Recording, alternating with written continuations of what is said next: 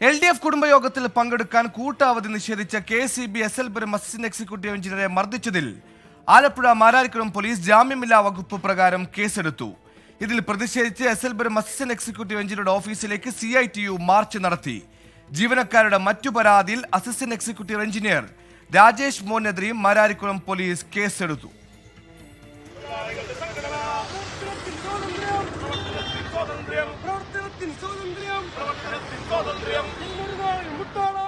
ആലപ്പുഴ SLപുരം assistant executive engineer K Rajesh Mon നൽകിയ പരാതിയിൽ ജാമ്യമില്ലാ വകുപ്പ് പ്രകാരമാണ് ജീവനക്കാർക്കെതിരെ കേസെടുത്തിട്ടുള്ളത്. ജീവനക്കാരുടെ മറ്റു പരാതിയിൽ രാജേഷ് മോനെതിരെയും മാരാരിക്കുളം പോലീസ് കേസെടുത്തു. പാർലമെന്റ് തെരഞ്ഞെടുപ്പ് അടുത്ത ഘട്ടത്തിൽ ജീവനക്കാർ തമ്മിലുള്ള പ്രശ്നം പരിഹരിക്കാൻ CPIM ശ്രമിക്കുന്നുണ്ട്.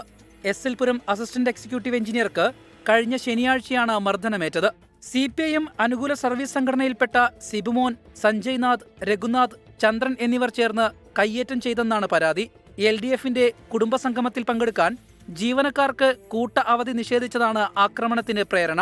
അസിസ്റ്റന്റ് എക്സിക്യൂട്ടീവ് എഞ്ചിനീയർ കയ്യേറ്റം ചെയ്തെന്നാരോപിച്ച് ഒരു വനിതാ ജീവനക്കാരി ഉൾപ്പെടെ 2 പേരും ആശുപത്രിയിൽ ചികിത്സ തേടിയിരുന്നു.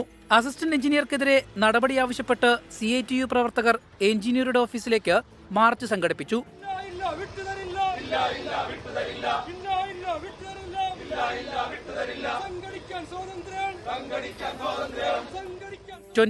ാലപ്പുഴ.